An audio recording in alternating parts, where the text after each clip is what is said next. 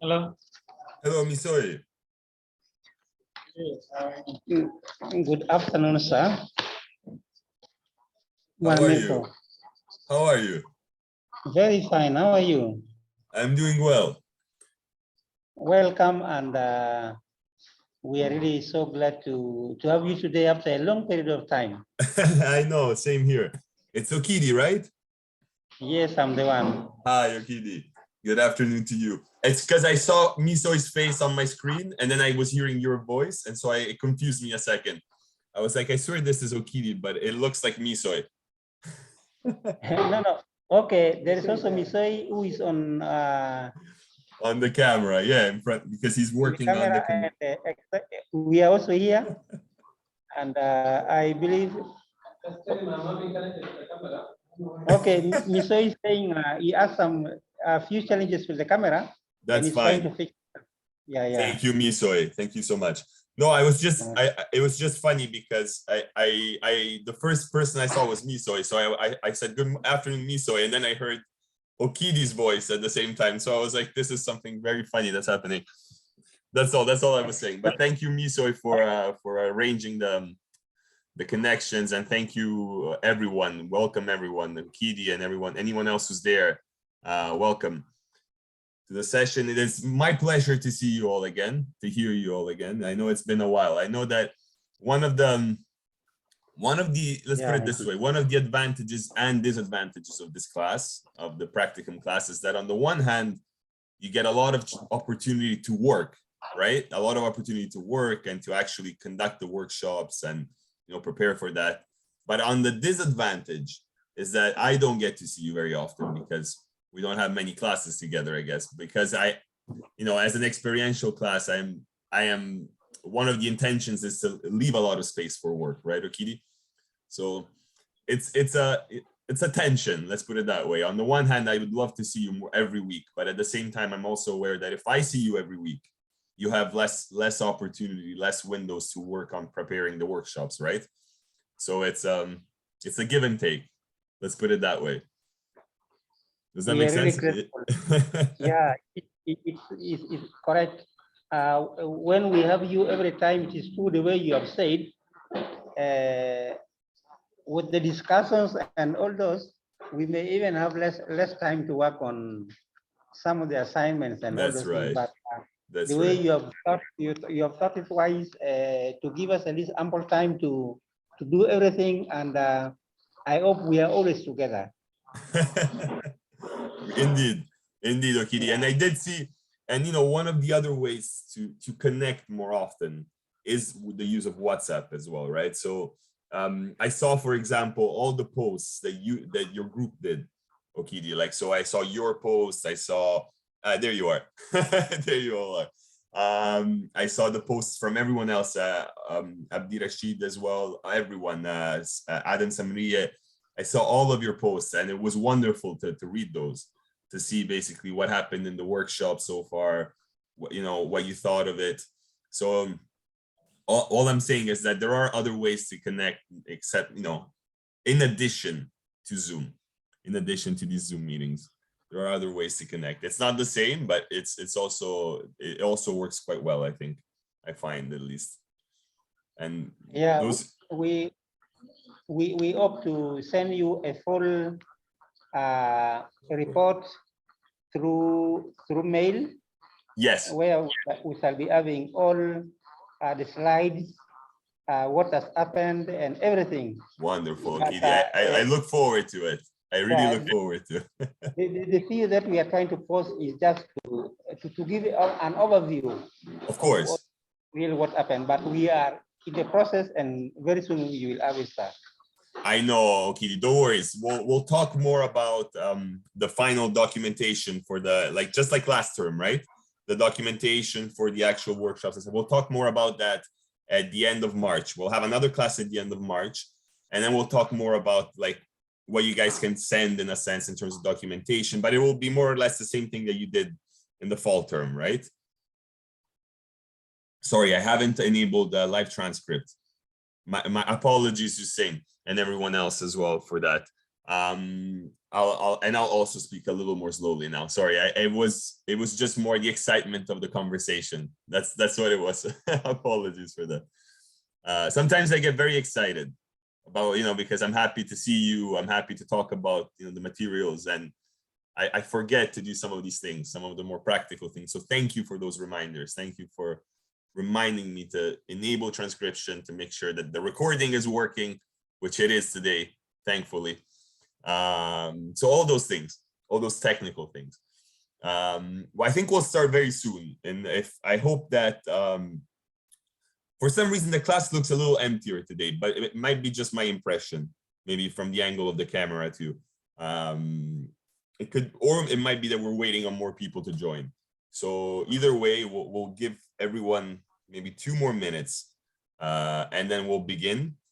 So it's about 6:05 on my end, which means 2:05 in the Dadaab. We'll give maybe up until 2:07, and then we'll actually start basically with the class. And in the meantime, I guess, how is everyone doing? How are things in the Dadaab? How are things with, if for those who are not in the Dadaab, for example, I know a few of you, I can see the names here. Fauzia, I know Fauzia is not in the Dadaab, for example, if I remember correctly. For those of you who are not in the Dadaab, also not in the Dadaab, how are things? How are things for all of you? How are things proceeding? Okay, for us in the Dadaab, things are faring well. We have a lot of gas, a lot of heat, sunshine, and we are faring well because Edst itself is a health where we don't have enough sunshine, although you sweat, but it is helpful for the health of a person. Yeah. We are faring well, and we are trying our best to come to the learning center as more than 3 times a week. Yeah. And at the same time to work on the assignments and the tasks that we have. So generally, things are going on well. And even here we have with us Madam Grace, who really wanted to say at least a word and to greet you, although sometimes you of course. Thank you. Yes. Thank you, Okidi. Grace, grace yes, us with your words. Hi. Hi, Grace. Welcome. Coffee, hi. It's nice to see you, Grace. Thank you. It's nice to see you all. And yes, just wanted to say hi. Hi, Grace. Welcome. Thank you for gracing us with your words. To use I'll use it again. I don't know if the joke. Okay, it's a poor joke. Excuse my sense of humor. It's fine. Okay, thank you also. This is Gure. Gure, welcome. In our side, Gure. Welcome, Gure. Yeah. In our side, it's okay. We are enjoying, even though the sun is hot, but it is natural. Seneja, but we cannot complain on it. And we have been with this hot sun since we came to this area. So it is normal in our side. Yeah. So if people are in our Kola area, it's okay also. Seneja and changes. So it's coming and out. And we are happy. Thank you. Happy to see you. Welcome. Thank you, Gure. I also see a few more faces, familiar faces. I see Mangu right there in the middle between you two. Hi, Mangu. Hi. Hi, how are you doing? I'm good. You're doing well. Just waiting for what you're going to do right now. Yes, and I will start as promised. Mangu, thank you for that. I also saw that the verification exercise has been completed in the Dadaab. I'm happy to see that. I know that was also causing a lot of additional work. Let's put it that way. I know that many of you had to report right with families at different times, basically for the verification. I know that's been completed now.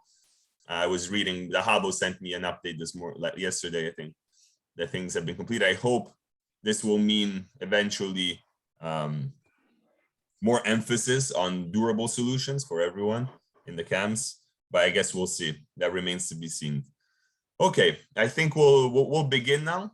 Welcome, Kofi, by the way, too. Kofi, I forgot to mention you. Good morning on your side as well. Hello. Thank you, Michael. And I think we'll begin. I'll begin by sharing my screen. So I have a PowerPoint presentation to accompany my words, as well as our discussions, our conversations later.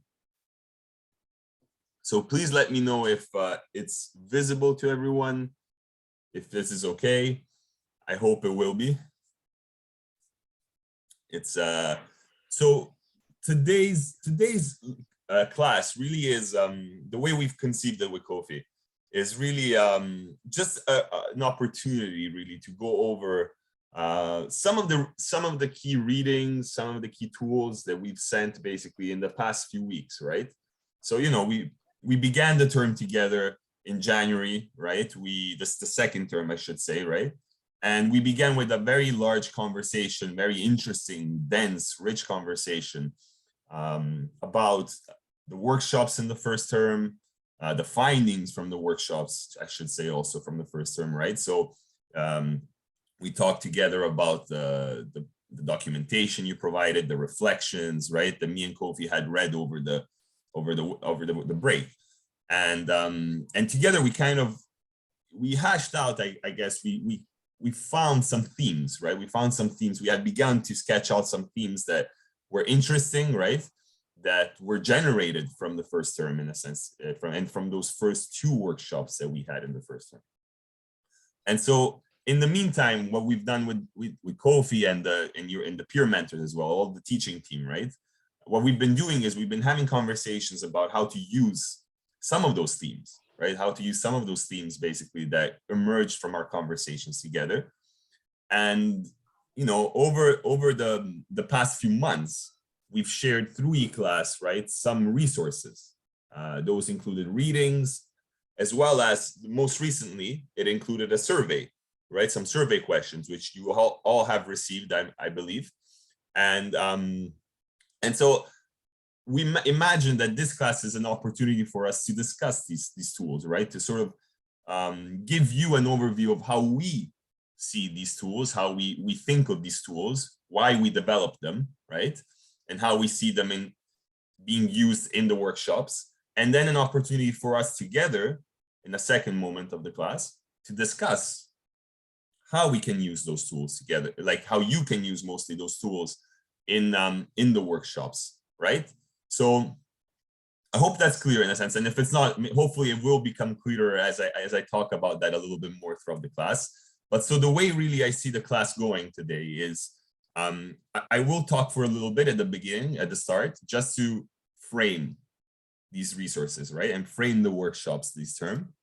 And what I mean by that, I mean by really focusing on what the differences, the key differences are between the first workshops that we did, so the first two workshops that we did in the first term, and the differences with the ones that we're doing this term, the two that we're doing this term. And then after that, I will talk a little bit about just the role that we see the readings having basically in the class, right? And in the workshops. And then finally, after that, we're hoping for a more extensive discussion together about basically the themes of the survey, the themes of the readings, right? So we're hoping to do all of this today. Let's see what we can get through in a sense, but I'll start by just with this little bit of talking on my side, just to, as I was saying, to frame the workshops. I think that's the most important thing to do, I believe. So I'll put sorry, I just moved all the little screens at the bottom here because on my end, they were on the PowerPoint. So I wanted to make the PowerPoint like more easily accessible for everyone. So when we talk about the workshops this term, right? I believe the first thing that is important to say is that we're still working within the basic education curriculum framework, right? So we haven't abandoned the CBC, right? We haven't abandoned the curriculum.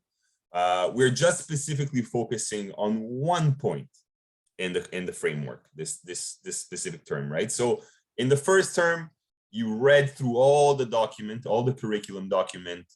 You presented this document, you summarized it, right? You picked out some very important aspects of the document, and you presented them to parents and family members and community members that participated in the first two workshops, right? So really the first 2 workshops that you did in the fall were very informational. Let's put it that way. They were much about sensitivity, raising sensitivity on the side of parents, basically about this new curriculum that's now being implemented in Dadaab and in Kenya, right? So really, your job in the first term was just really to read these resources, the curriculum, summarizing it, and finding points of interest that, entry points, I would say, for parents to engage with it, right? To understand it, to familiarize themselves with it. That was really your job in the first term. Now, as we read together, right, the curriculum, and we talked about it in the first term extensively, we realized that this new curriculum really relies heavily on a strong bond, basically, between parents and teachers, right? And in the literature, this has been called a parent-teacher nexus. So like a really strong connection existing between parents and teachers. And this is not news. I mean, I'm not saying anything new here. You are all aware of this. We've talked about this, right? Extensively. Your posts on WhatsApp talk about this a lot. So what does this mean, though? It means that the next 2 workshops, or for some of you, I know that some of you have already completed the 3rd workshop. So for the next few workshops, basically, that you'll be doing, the purpose of the workshops really is not so much informing parents about the curriculum, but now it's about actually strengthening the connection that we've created between ourselves, or yourselves as educators, and parents, right? And communities. So this is really the purpose of these new workshops, or the workshops in the 2nd term, I should say. So they follow from the previous ones, right? They follow from them, but they are slightly different, right? They are slightly different. So what is your job in this term? What is your job in facilitating these workshops? So you're acting more as community and educational leaders, more so than teachers, in a sense, right? You're acting as leaders of the community, and in preparing for the workshop, what we imagine as the teaching, like the teaching side of the course, what we imagine is that your job will be more to act and to think through some of the ideas that come from the tools provided, right? So the tools are the articles that we provided, the chapters from books, right? The survey tool. So think through some of these ideas that emerge from these tools and prepare for conversation with parents, right? That's really what we're focusing on this term. It's these conversations with parents, right? So the workshops aren't so much a delivery of content, right? There isn't too much delivery on your side, but it's, okay, how can we prepare for conversation with parents? How can you basically talk with parents rather than talk to parents like you did in the first term, right? And so what are some of the purposes of these conversations that we see? Well, one of the purposes of the conversations is to inform the participants, right? So it is about information. It is about the new roles in the CBC. However, much of this first purpose has already been fulfilled by your workshops in the first term. So much of this has been done already, the informational piece. Although, I mean, we understand that, sometimes you will continue to inform parents on some specific aspects, perhaps. They might inquire, they might ask you questions, and so ask for slightly more information. So that can still happen, but the bulk of that work has been already done. So the second purposes are really to learn from parents, from participants, really from families, from community members, right? So, and this is because we see these opportunities as a way to build these stronger links, like we said, and for you as educators to better understand the backgrounds of your students, the background of the parents and the families, right? In which, in which you work. And so this is a way really to improve your practice as teachers, right? So the better you know your students, and this is, again, not news, but the better you know your students, the better you know their families, the better you know their communities, the better you will be able to support them as teachers, right? To really create tools that help them, strategies that help them, as well as just you'll have a better sense of who they are, right, as people. And so this basically this is a crucial component of improving your own practice as a teacher, right? An opportunity to improve your practice as a teacher as well. And it's also a way to, as you talk with them, right? As we talk with parents and families, it is also a way for you together to see where the challenges may arise, right? Where issues may exist while communicating with them. So these could be linguistic challenges, right? In terms of the differences of language, but not just in terms of differences of languages spoken as in, differences of home languages, but also in terms of the languages that are spoken. So the ways in which we speak differently, right? Between a school environment and a home environment. The more technical languages, for example, that exist in schools, right? When we talk about curriculum, when we talk about policy. So also different ways of, it's also about finding different ways of communicating with parents, if you see what I mean, not just in terms of language itself. And then finally, it's to learn with them, right? So the other purpose of these conversations is to act as educational leaders with the community, right? And set goals together. So maybe you can set goals together about what kinds of changes you see that are important at a school level, at a classroom level, as well as at a community level, to ensure that the CBC will bring the improvements that it promises to bring, right? So these are some of the purposes that we see behind the conversations that are happening in the workshops. So as you can see at this point, I mean, there are some major differences in a sense in the way that we imagine the workshops of this term versus the workshops of the fall term, right? So the transition that we see is one from talking to parents, really, to talking with parents, to dialogue with parents, like more and more dialogue with parents. Now, how do the readings help you with this, right? Because let's put it this way, in the first term, the readings really just were about the curriculum. They were about facilitating conversations about the curriculum and so forth. But this term, you might have noticed that the readings are more about, they're more thematic in a sense, right? So the term started, for example, with some readings about culture and schooling and the relation between culture and schooling, right?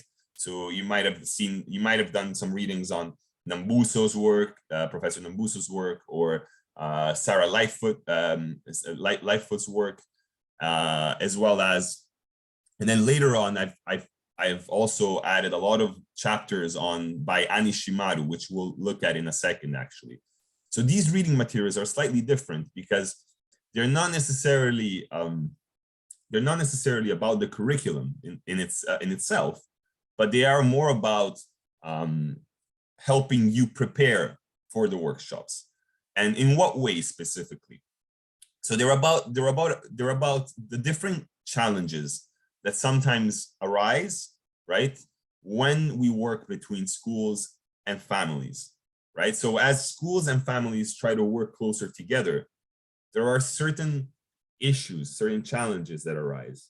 And some of these have to do with the histories of schools, right? The history of schooling in a specific context, and the way that over the years it has also excluded sometimes and marginalized families from specific groups, right?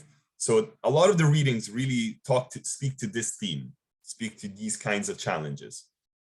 Now, as you read these materials, you'll find that some of the challenges that they talk to, they won't necessarily relate right away, basically immediately to your context. Others might, other ones of these challenges really might. And you might find a clear and evident connection, right? Straight away. But either way, basically, these reading materials are not the contents for your participants, right? This is an important clarification, I think. So they're not, like, you're not summarizing these readings. So if, the chapters by Ani Shimaru or the chapter by Day, right? These are not chapters that you're, summarizing and then presenting to your participants, right? These are basically readings that you're doing as a facilitator, as a teacher, right? To better understand basically what it might mean to have conversations with parents about schooling. So they give you the skills necessary to facilitate the workshops and conversations. They're not the content of the workshops. And I hope this is clear in a sense. So that's where we see the reading material stepping in a sense, right? It's a way for you to think about some of the challenges that basically the education in Dadaab faces, and specifically the kinds of challenges that that parents might face. So the kind of barriers sometimes also that parents might face in engaging with schools, but also historically, what kinds of barriers have existed when parents have tried to participate in schools. So for example, just to give some examples, all of your reflections and portfolios, right? The documentation that you gave to us in December and January, it really showed to us that, you know, the parents are very curious about this new curriculum, right? They're very, very excited. A lot of you have been telling us how parents are happy that they're finally involved, right? In schools, and they have the opportunity to talk with you as teachers, right? And to learn with you and from you, right? And so, but a lot of you also spoke about, for example, how the parents are frightened, right? They're a little bit wary of, you know, what this means, what this new curriculum means for them, what it means in terms of resources, perhaps, right? Will it require lots of resources by them, right? And a lot of you also pointed out to the fact that a lot of these parents are also illiterate, so that they don't have much schooling experience, right, themselves. Some might not even know how to read and write. And so some of them are also scared, and they're wondering basically, you know, what it means, like what it means for them to help their children in school, right? If they don't have the necessary experience, right, and knowledge in a sense to engage with these activities. So for example, if they're being asked to, if one of the expectations on their end is to be involved in their child's homework, right, in the completion of their child's homework and in the completion of activities outside of the classroom space, well, what does that mean for them if they're not able to read what the child is you know, the activity is meant for the child to do? Or what does it mean for them to not be able to actually support the writing of a child, the learning of writing, for example, literacy for a child, right? Or digital literacy more specifically, perhaps. So these are some questions, right, that sort of arise based on your observations. And these are questions that you gave us, in a sense, right, as a teaching team. You gave us, as in, these are questions that you found in your work as you engaged with parents. So let's try, for example, let's try rehearsing what some of these readings could do, right? And I will take as an example the book that I've shared with you, basically, I think in the last month, right, the beginning of February, by Ani Shimaru. So Ani Shimaru is a researcher. She works in the context of the USA, and she's also a parent. She's also a parent of I don't remember how many children exactly, but she has a few children that, you know, attend schools in the USA. So she's a researcher, she's and as well as a parent.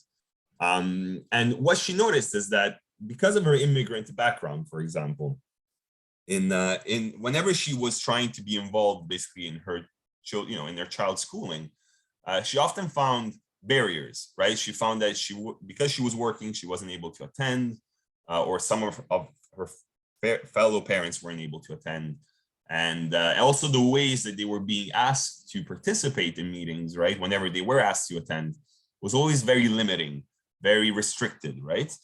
So this has led her as a researcher to undertake basically a research project that she called the Equitable Parent-School Collaboration Project, right? So what she really is thinking about is she's trying to propose an innovative approach for families and parents of children to engage with schools. So that's really what her research interest is. And in her work, so throughout the chapters that, for example, I've shared with you on eClass, there are some ideas and concepts, right, that she suggests, right, that can help you in thinking about some of those problems and challenges that you reported from the first term, right? And here today, what I want to do with all of you is to use some of these concepts and see how they can help us prepare for the workshops, as well as better understand also parents' perspectives, right? Where they're coming from in a sense. So let's take for a moment, for example, the fact about parents' illiteracy and as well as parent engagement, right? So Anishimaru uses this word or this idea, this concept that's called deficit-based model of involvement, right? And she compares this idea of a deficit-based model of involvement to equitable school-parent collaborations.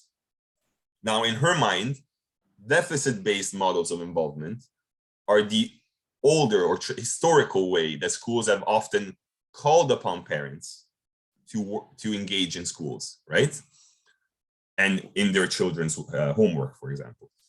Equitable school-parent collaborations, according to Anne Ishimaru, is what she would like to see happening basically in schools, right? So it's a sort of hopeful scenario. It's what she's trying to work towards with her research project. And so what are those deficit-based models of involvement? Well, I can give you a few examples. So she thinks that deficit-based models of involvement are what has historically been happening in US schools. So she's talking specifically about the USA context, but you may see how it might relate to Dadaab as well, right? In many ways. So it's basically where parents are often called, right? Let's say a teacher calls a parent at home. This is one way, right? And informs that parent that their child is being troublesome, they're not doing their homework, they're not engaging properly in class, right? And so what the teacher is doing is oftentimes they're the ones that are approaching the parent, right? So it's a unilateral form of communication, if you see what I mean. It's coming straight from the teacher, or maybe sometimes from the administration of the school itself, so even higher up. So there's a power dynamic at play, right? And oftentimes the parents are being told off for their disciplining style or their parenting style or their absence in their child's life, right? And so it creates this sort of power dynamic, this hierarchy, right, between administration and parent, where basically the parent is seen as deficient, they're seen as problematic towards their children, right, towards their children's success. And as a result, basically, what Anne Ishimaru argues that these models of involvement, right, they exclude, they marginalize parents. They make them feel that they want to be less involved in school, in a sense, right? Because they feel like they're being talked down to. They feel like they're being problematized, right? They feel like they're being basically seen as deficient to what their expectation of a parent should be. Now, obviously, Anne Ishimaru goes more into detail, and she elaborates also and analyzes how these models, right? These models are also based on specific ways of thinking of what a good parent should be. So specific expectations of what a good parent should be. And she argues that these models are often, they come with some privileges, right? So they come from privilege, we should say. So they come from a normative sense of, of what a good parent should be. And these expectations, though, whenever they're put onto parents that, that do not or are not able to meet those expectations, again, they create marginalization, right? So for parents, for example, in Dadaab, you might think of many barriers that might hinder, that might stop, that might obstacle basically parents from being able to participate in the ways that involvement typically proposes. So involvement, like responsibilities under involvement, are usually to attend parent-teacher conferences, to attend to the homework of their children, make sure they're completed, right? To respond to any calls by administration or teachers, basically, right? That whenever there's a need, right? So these kinds of expectations, when they're met with barriers from parents, like in some cases poverty. So for example, parents might have to be at work in order to maintain their family's well-being. And so they're not able maybe to answer that call, or sometimes they're not able to make basically the parent-teacher interview or conference, right? And so you can see how basically it creates this image of a hard to reach parent, right? A parent that is hard to reach for some reason. And so becomes deficient according to what the expectations are. And so, you know, these are some of the issues basically that Anne Ishimaru is thinking about when she's speaking about deficit-based models of involvement. So in her view, equitable school-parent collaborations are different, right? They start from different assumptions, let's put it this way, from different principles, right? And I've put an image here. I think this image is also in E-class, if I remember correctly. And here you can see the differences in a sense from the deficit model that I've just elaborated very briefly. I've just touched upon some of the aspects, obviously, because of time. And you can see the differences between that and the principles that Anne Ishimaru and her research team that they think of when they think of equitable collaboration. So instead of seeing, for example, families and community as deficient, so as problematic, here in ideally, basically, in equitable collaborations, families are seen as experts, right? So they're seen as basically their experiences and stories, basically their sources of knowledge, right? Their expertise, they're all seen as possible resources and solutions, basically, to some of the problems that schools face, right? Also, there's a lot of emphasis, if you see on some of the key words here, like on power, right? So trying to correct power imbalances. So instead of, for example, having a conversation where parents are talked to, there's a lot of emphasis on trying to talk with parents. So instead of, for example, Anne Ishimaru brings this example, a very practical example. Instead of calling at home, the teacher calls the parent at home and tells them off, right? It's more about the teacher may perhaps ask the parent if they can come in to talk about some issues and stuff that are happening in school, and as well as to get to know their parents better, right? And the family better and the child better, because here the expectation is that the teacher is not necessarily just the expert, but the teacher is also a learner, right? So as you see, educator as a learner. So they teachers position themselves as someone who's trying to improve their practice as well. So they don't come into the conversation with parents holding the best practices, right?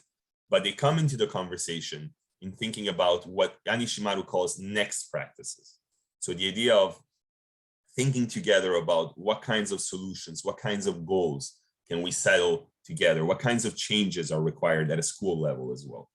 So there's a lot of emphasis, as you can see, on family-driven goals. So the idea of beginning with prioritizing basically also family concerns and goals. There's a lot of emphasis, as you can see, on community capacity. And by this we mean trying to think of change, not as an individual aspect, not something that one does individually, but as a collective capacity and a collective inquiry, right? So change is something that the community and the school drive together, right, towards, and that families collaborate on together as well, so collectively, right? It's not just singling out individual parents, but it's about working together to form this idea of a more harmonious environment, right, and collaborative environment. So the question here is not just, so what Anne Ishimaru says, for example, is that the question is not just how do we involve parents that are usually hard to reach, but it's really about also, it's that question plus, well, what are we involving them in, right? So it's really the question of what kinds of schools also do we envision as teachers? What kinds of schools do we want to work within, right? With families, and what kinds of schools do the families want to see their children being in as well, right? Or succeeding in as well. You can see how there's a shift here. And so if we're thinking together about basically some of the challenges that you brought up, right? Illiteracy, sometimes on the side of parents, right? You can see how under a deficit model of involvement, that could become a huge barrier, right, to parents for participating. But if we think of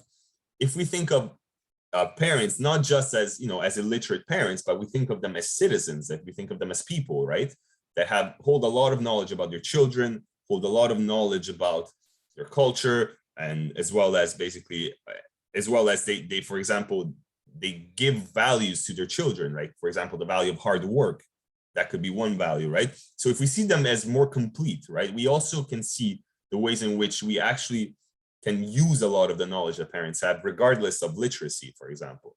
Or if we think about it in terms of resources, right? We, instead of just asking parents, for example, a deficit model of involvement would be asking parents to pay for books and textbooks, right? And resources that are needed in the classroom. A more equitable collaboration might see us, for example, having a conversation with parents about the kinds of resources that we have at school, the kinds of resources that they have at home, and as well as the kinds of resources that they can identify in the community.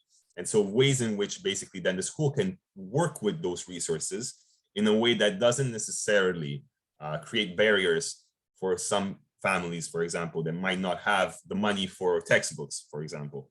This could be some of the ways in which, some of the practical ways in which I can think of, but I'm sure you can think of many more, of which we can apply or think with Anishimaru's concepts, basically in conjunction, in connection with the challenges, as well as the context of the Dadaab, for example, right? And again, you might think of many more.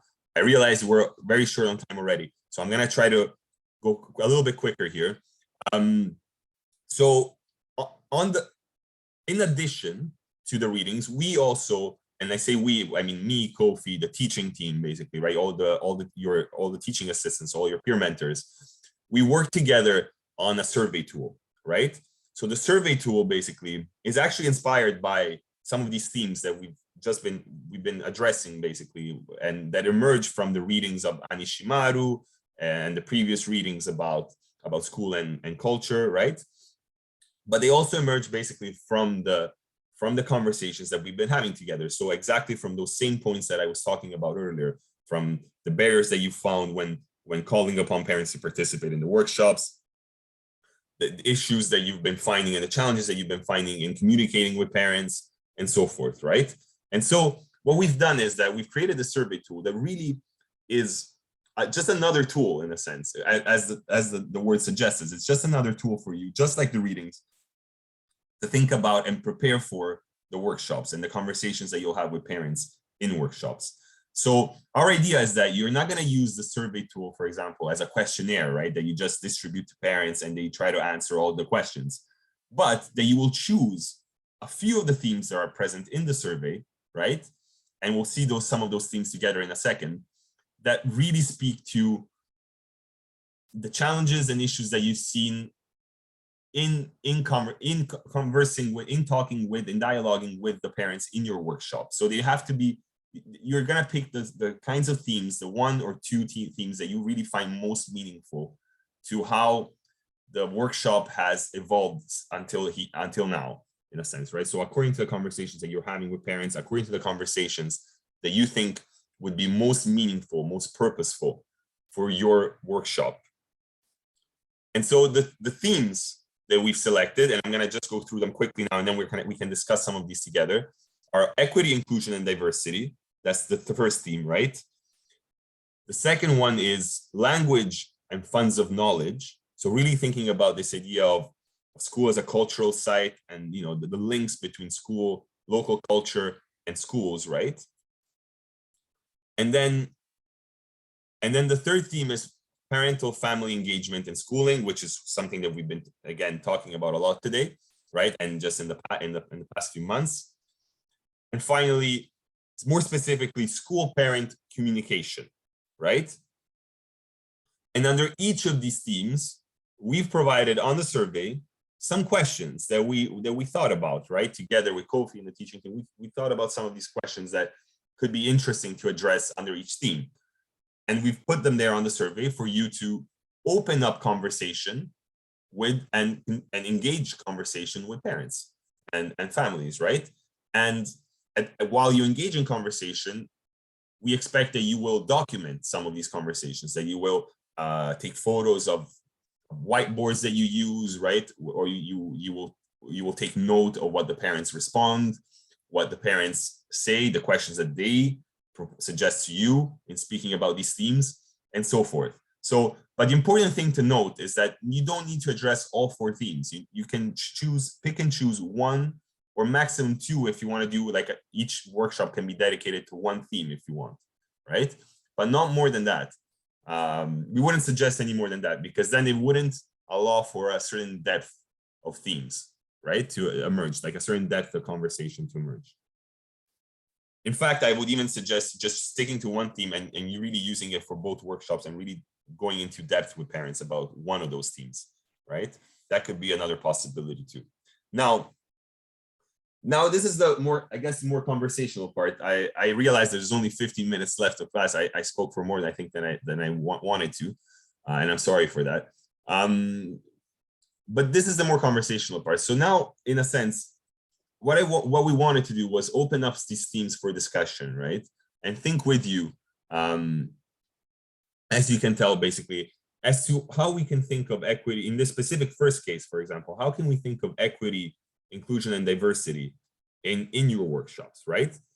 So what are some of the possible challenges that you would have, that you found, for example, of having parents engage across social lines? So maybe you might have found, basically, when looking at the demographics of your groups, of your participant groups, you might have found that participants tend to be all male or very few females, or instead that there's a good balance. Perhaps you actually you made sure that there would be good balance, and so the questions then become, what kinds of strategies did you use to ensure that, right? Maybe you've noticed that your participants are all of a certain age group, right? They tend to consolidate within a certain age group. Maybe, and other interesting things to think about when thinking about equity and inclusion and diversity is the linguistic origin, right, of your participants, the national or ethnic origin of your participants, as well as whether these participants have more children, right, and whether all of their children are attending schools, and why or why not.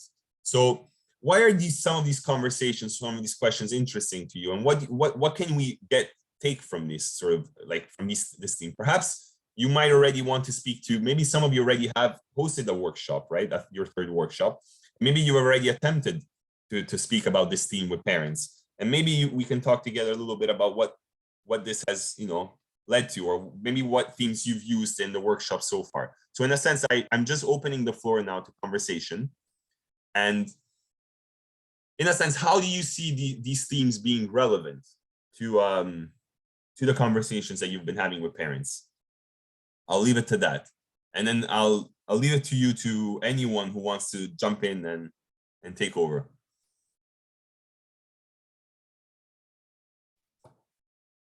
Okay, thank you very much, sir, for all you have given us. In fact, with the survey questions, it has been one that has really opened up the parents' minds and made them so energetic in the workshop, and they were really like, wow, what are these? You see, in our workshop, our main topic was engagement and empowerment of parents in the CBC. So in what we did and what we told them and what we shared together with them all landed on the roles and how parents are being empowered in this CBC. When we really had a lengthy discussion with them, they were very happy, and they said this was one of the things that if we could have aided earlier with them, it could have earned them a lot, because it could have allowed them to do a lot of corrections with their learners, with their children, because it was not known to them long before. But as we did this, it was as if we were now nailing the nails on the head exactly. they said they were very happy. They got so much excited. They got so much involved, and the whole workshop was really so enjoyable because they felt it was now their real roles, that they were not doing it correctly, that made some of them not to correct their learners, support their learners in time. Most of these questions in the workshop were very vital.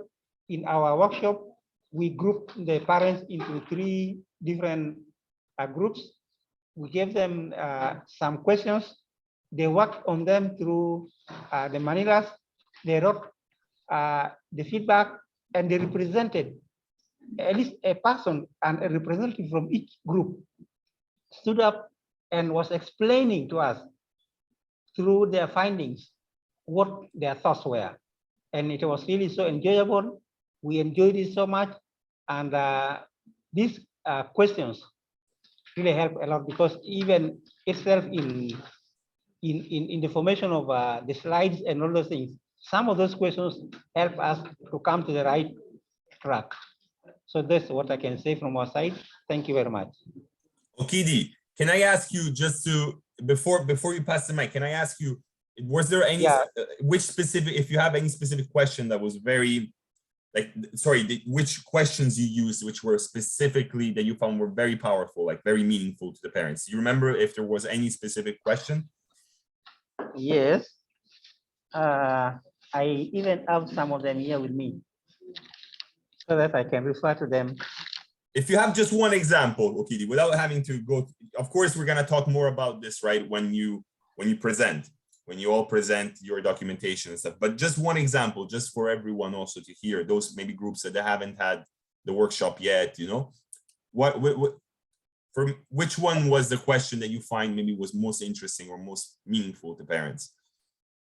Okay, one of the questions that that was very interesting to them was, how many times would you like your school teachers to ask you or to contact you, and in what form? That was one. And they felt that they should be contacted through phones because it is easier to reach them, as some of them may be busy with other issues at home. And once they are contacted, they would be in a position to know how their children are faring at school. Also, they were very happy at least to have the contacts of their class teachers, of the class teachers of their children, so that at any time they could communicate directly to their class teachers and question about how their children are faring. What are the problems they are facing? Are they progressing or not? What are their discipline? What are all those things? So they felt it was really something very important. And also we told them, as parents, they have a role to improve the CBC. Ask questions that can help them improve CBC curriculum. So with all this, in fact, it was their part that they said, if they could have known before, they could have done a lot. So that was the question. Thank you. Thank you, Okidi. Thank you so much. And I know you were passing the mic, so if anyone else, go for it. Whoever wants to join in the conversation and make their points as well, please. Yeah, I am Adam Samria. Hi, Adam. Let me also contribute challenge parents' engagement in schools. According to me, one of the challenges is parents are illiterate. They don't have experience in schools. Most of the parents in the camp never go to school, and they don't know what school is. They had only school is where people, learners go and learn something, but they don't know what their learners are learning from the school. Right. They don't know how to read and write and check what their children are learning. Yeah. The other challenge is when it comes to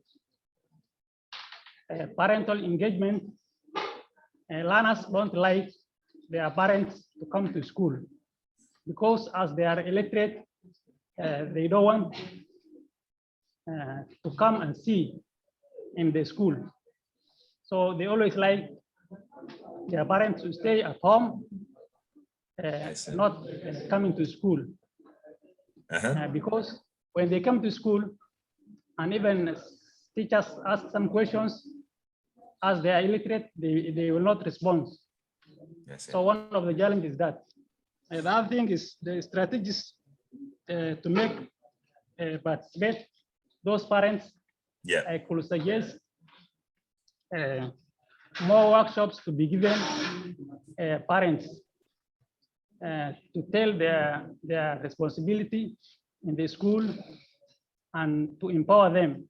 I think if more workshops are given, all parents whom their children are in schools, there will be improvement of engagement in the schools.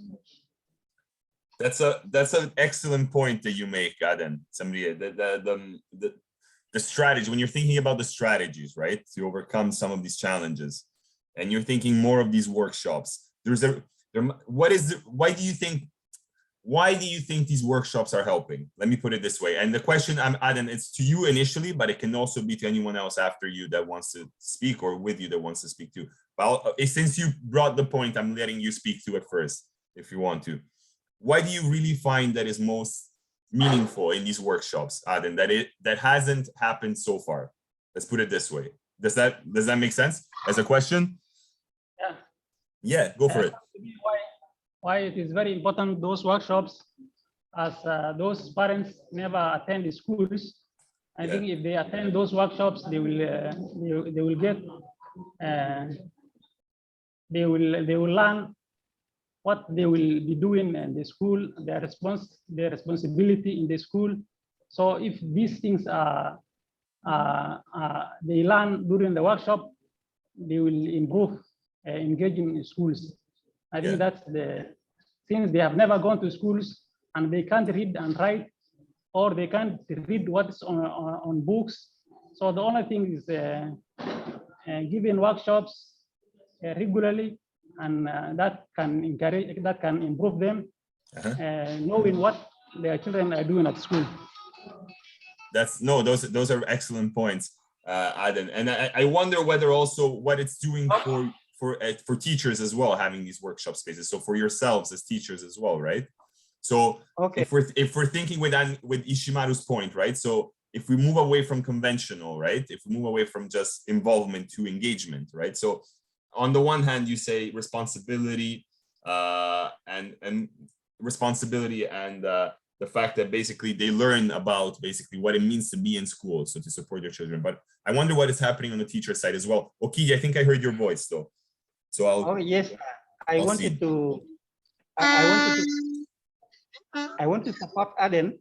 Yeah, go for it. Saying that this workshop is so much important because when we compare CBC with the former 844 system, the 844 system had fewer and involvement of the parents. Yeah, a parent can send his children to school and forget because they are well taken care of by the teachers and all those things. But now with the CBC, it involves a lot of parental involvement. And in this involvement, since some of the parents are illiterate, some are even elite, they are learned, but only that there are some awareness that are supposed to be given them. And once you give them the awareness, they become empowered, they know what their role is, and how they can improve their children's performance, behavioral changes, and attitudes, and all those things. So if you don't tell them that this is required of you, they may not know. But since we have already been talking to them about parental involvement in these issues, they became so much involved, and as they became involved, they found that it is very important, since these are their roles, we are telling them. That's why in our last workshop, they were really so much interested and got so much involved that we are telling them the right thing, and if we could have told them earlier, it could have been of much help. So the whole thing is, there's a difference between CBC and 844 system. And in the 844 system, just involvements were rare, were not there. But now, since it is now so much involved and it is necessary for them to be involved, that's why they are finding it so important for them to improve on their learners' performance and everything. Thank you. Thank you, Okidi. To add on what Okidi said. Please, Gure. Gure, yeah. Go for it. Last week when we were conducting the workshop, one of the contributions made by the parent was, this system is a very essential for our learners' future, but they're asking the implementation of the material required is not up to now in place. So they need materials to be provided for their learners. Yeah. One of the mothers was even asking me, you're talking of ICT. How will a child of grade 1 or grade 2 learn computer? I told them the syllabus of the curriculum will guide the child. With the help of the teacher, the child will interact and the child will learn at a tender age. As the child grows, he will be well conversant with the ICT information. So the child at the age of 15 or 18, by the time he reaches that age, the child will be well aware of what ICT is all about. That thing also the parent really appreciate, and they were very happy about it, was that how the new curriculum will change their way of life and where it will take their children. For example, we told them that this is a curriculum that targets self-reliance of their children, and it is all about skill-oriented. It is not exam-oriented, but it is skill-oriented, whereby if a child is good in football, that child is taken to academic and the child will be well taken care of. If the child is good in mathematics and the likes, that child will be taken to courses of like engineering and the like. So we were telling them that the tender age of the child, the talent will be known, will be identified, and immediately identify the child will be helped. And some of the learned parents were very happy about that. Even though all parents were not learned, but the few who are learned have freely welcomed the new curriculum, said this curriculum actually changed our life, changed the life of our children. And it is actually, they were even saying the government could have introduced earlier than now, because some of the parents whom we were talking to have undergone 844 system like us, and 844 system like they have undergone. So they were even saying, I wish I have undergone such curriculum. My colleagues are pressurizing me and telling me that time is not in our side. So with that few remarks, thank you very much. Thank you, Gure. Thank you for those remarks. I had some follow-up questions, but instead I'll shut up and just let everyone else who wants to participate, because I've already talked enough. I think who is it that wants to? Is anyone else want to participate? The microphone. I see Gure waving the microphone. So whoever wants to go. And why I'm waving is I'm looking for someone who is ready to participate. That's why. But it's also time. I see, Gure. I see that it's. I think maybe that's why no one is participating, because it's already past 3. Do you have another class starting now? Yes, we have. You have another class, right? Yeah. Okay. That's fine then. Then maybe that's why no one wants to participate too, because they're aware that class time is done. Okay, I think that's okay for today. I hope it was useful what I presented. I hope it helped clarify maybe some of the doubts around some of the uncertainties around the tool, the survey tool, the readings, and how they relate to the workshop. That was really the intention, the main purpose for today's class, at least from our side. If there's any other question, then concern that needs to be addressed urgently, I do want to tell you to please come forward and state it. If not, if there's no urgent question, then you can go to your next class, or you can disconnect and go to your next class.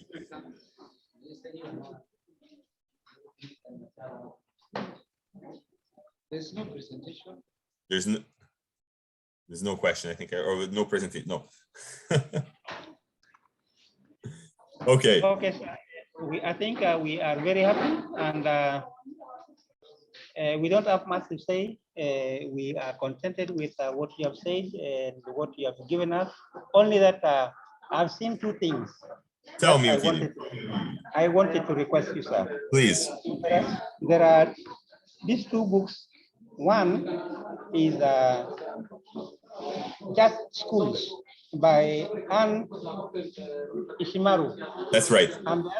And the other one is I saw something like the BECS. That is also very good. And with the Just Schools, I tried, but the link is long, and how to download it seems to be disturbing.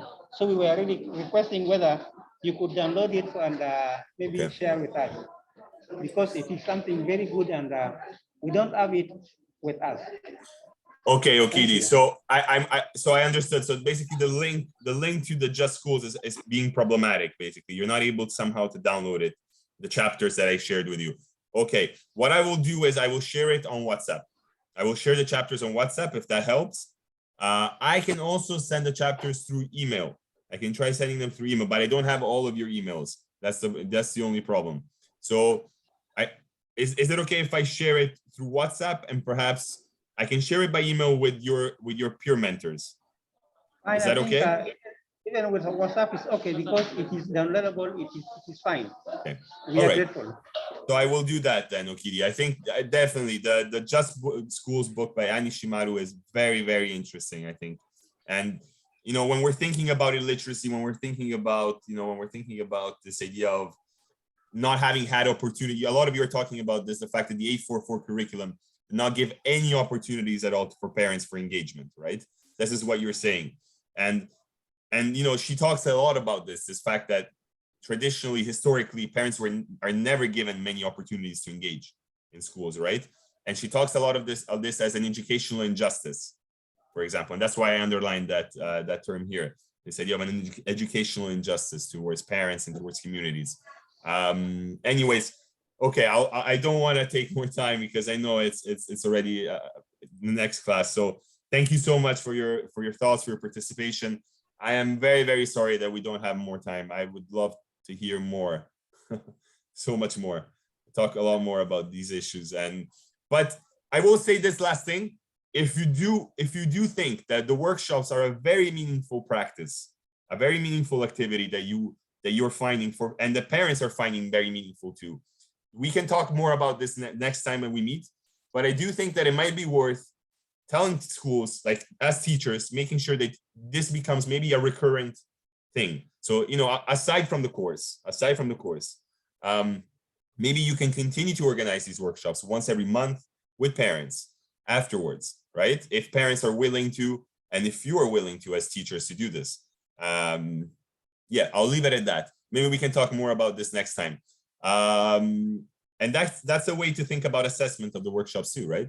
Maybe they've been very successful, I think, overall. That's the impression I'm getting from this side. Exactly. Yeah, so okay. Thank you very much. Have a good time. You too. Thank you all. Thank you all so much. Thank you to everyone. Should I disconnect you right now so you can go to your next class? So you can proceed. Okay. Or thank you, sir. Bye all. Thank you so much. Have a good evening, and thank you for participating again. Thank you to everyone for your time. Let me see if there's any questions on chat. Yeah, no, hello Mirko, the next session is starting. That's the only message I find. So yes, you should go. Okay. Bye everyone. Take care. Take care, sir. Bye.